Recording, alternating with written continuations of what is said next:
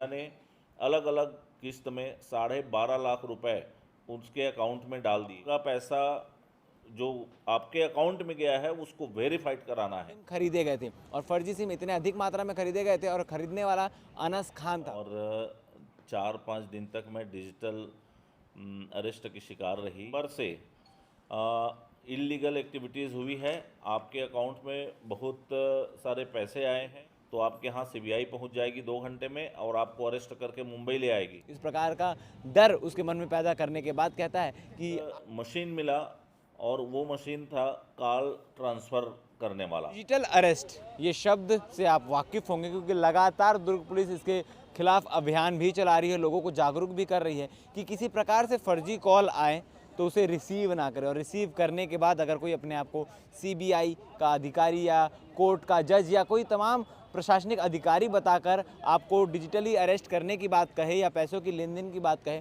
तो तुरंत जाकर अपने नज़दीकी थाने में शिकायत दर्ज करें। मगर इसके बावजूद कई लोग हैं जो इसके झांसे में आते हैं। क्या कुछ पूरी कहानी आपको तफ्तीश से बता दें। दरअसल आपको बता दें कि सेक्टर 7 में रहने वाली एक महिला डिजिटली अरेस्ट होकर 5 दिन तक डिजिटली अरेस्ट रहती है और उसके बाद 12.5 लाख रुपए जो फर्जी तरीके से दूसरे के अकाउंट में ट्रांसफ़र कर देती है।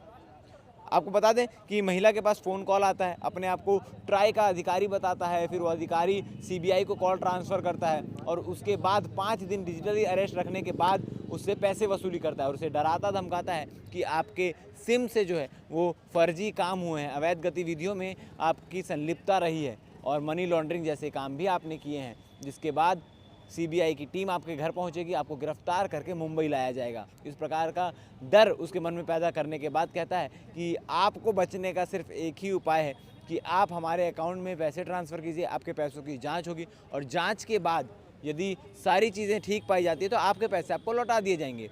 5 दिन डिजिटली अरेस्ट करने के बाद इस प्रकार से भरोसा जीतता है और जब पैसे उसके अकाउंट में ट्रांसफ़र हो जाते हैं तब गायब हो जाता है, कांटेक्ट पूरी तरीके से ख़त्म हो जाता है। जैसे ही महिला को लगता है कि वो शिकार हो चुकी है, भिलाई नगर थाना आकर शिकायत दर्ज कराती है और शिकायत दर्ज कराने के बाद जब जांच होती है तो आपको बता दें कि छत्तीसगढ़ का पहला मामला है जहां डिजिटली अरेस्ट को लेकर पुलिस जब आरोपी तक पहुंची है तो वहां से उसे कॉल ट्रांसफ़र मशीन भी बरामद हुआ है। जी हाँ, आपको बता दें कि जिस प्रकार से पुलिस रूट फॉलो करती गई कि धीरे धीरे कौन इस पूरे वारदात को अंजाम दिया है, तो सिम कार्ड जो थे जिस नंबर से कॉल आया था वो नंबर तो बंद थे, मगर उत्तर प्रदेश के फतेहपुर से एक जगह पता चला था जहां से फर्जी सिम खरीदे गए थे और फर्जी सिम इतने अधिक मात्रा में खरीदे गए थे और खरीदने वाला अनस खान था। पुलिस अनस खान तक पहुंचती है, फिर अनस खान के थ्रू से पुलिस को एक और इनपुट मिलता है कि कोई फैज़ल है जो इस पूरे सिंडिकेट को चला रहा है।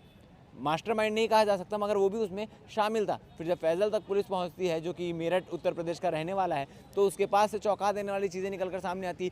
3 मशीनें जो कॉल कन्वर्ट करने का काम करती है, इसमें एक मशीन में लगभग 32 सिम के आसपास लगाए जाते हैं। इसका मतलब कुल 96 सिम के आसपास एक साथ लगाकर कॉल ट्रांसफ़र किए जा रहे थे, जो वो सीबीआई के अधिकारी फिर कोर्ट के जज और तमाम अधिकारी बन के डराने धमकाने का प्रयास करते हैं, वो इसी कॉल ट्रांसफ़र मशीन से किया जाता है। और जो सॉफ्टवेयर है वो आइडेंटिटी छुपाने के काफ़ी काम आता है। इस प्रकार से इस पूरे डिजिटल अरेस्ट को अंजाम दिया गया। इस पूरे मामले में प्रेस कॉन्फ्रेंस लिया गया। प्रेस कॉन्फ्रेंस में क्या कुछ चीज़ें निकल कर सामने आई, आप आगे वीडियो में देखिए।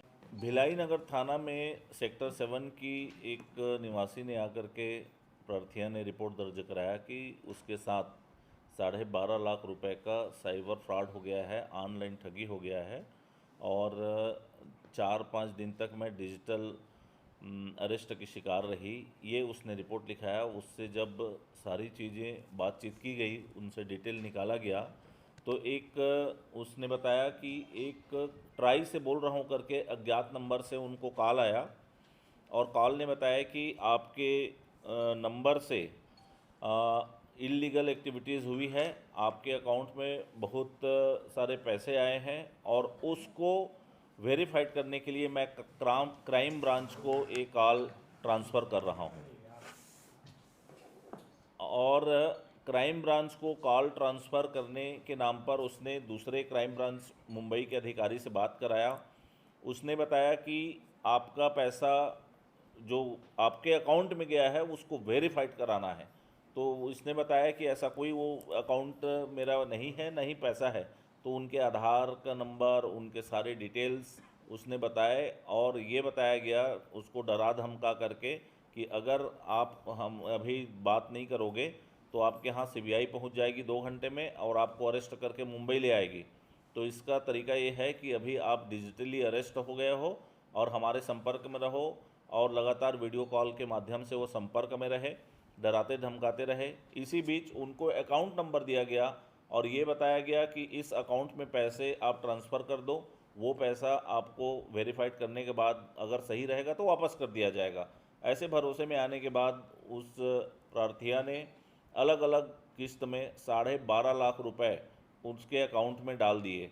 जब वहाँ से बातचीत और उनकी कनेक्टिविटी बंद हुई तब उसको ठगी का एहसास हुआ। तब आकर के उसने सेक्टर 6 भिलाई नगर थाने में आकर के अपनी रिपोर्ट लिखाई। रिपोर्ट के बाद जब उस पर हमारी टीम एसएसयू की टीम और भिलाई नगर की टीम जब मिल कर के उसमें जांच की तो जो नंबर मिला था अज्ञात नंबर, उससे टेक्निकल एंड जुटाया गया कि वो कहाँ का था, लेकिन वो नंबर बंद हो चुका था।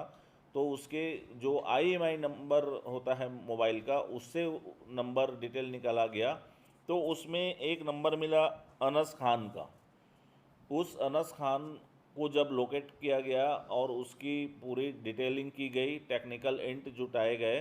टेक्निकल इनपुट के आधार पर जब उससे ये पाया गया कि वो किसी POS से जो सेंटर है जहाँ सिम बिक्री सेंटर है वहाँ से एक साथ सिम लेकर के इसमें यूज़ किया गया है, ऐसा पता चलने पर जब वहाँ टीम हमारी गई तो वहाँ उत्तर प्रदेश के फतेहपुर का लोकेशन मिला।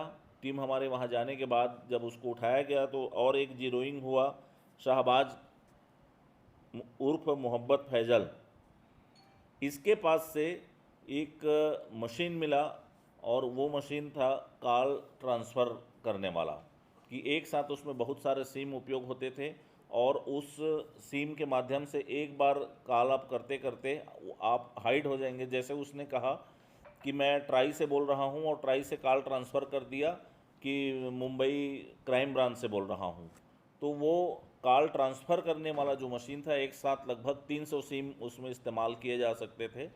तो ये मशीन उसके पास से मिला, कॉल सेंटर टाइप का जो स्ट्रक्चर बना रखे थे वो मिला।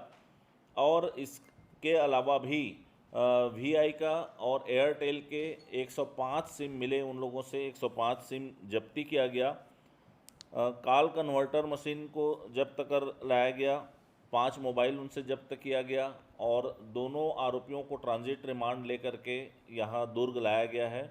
अभी 1 दिवस का अलग से पृथक से रिमांड लिया गया है और पूछताछ अभी जारी है।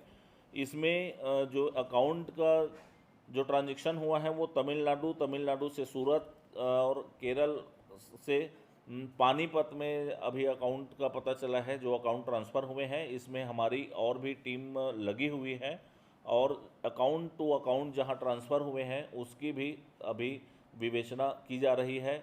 जल्द ही इसमें हम और खुलासे करेंगे। सिम कहाँ से लिए थे? सिम जो खरीदा था कहाँ से लिए थे? वहीं फतेहपुर से इनका एक POS था जहां से लिए हैं, ये अनस खान का, जो एक साथ पर्याप्त मात्रा में सिम उसको दे दिए थे। तो अभी 105 सिम जब्त किए हैं।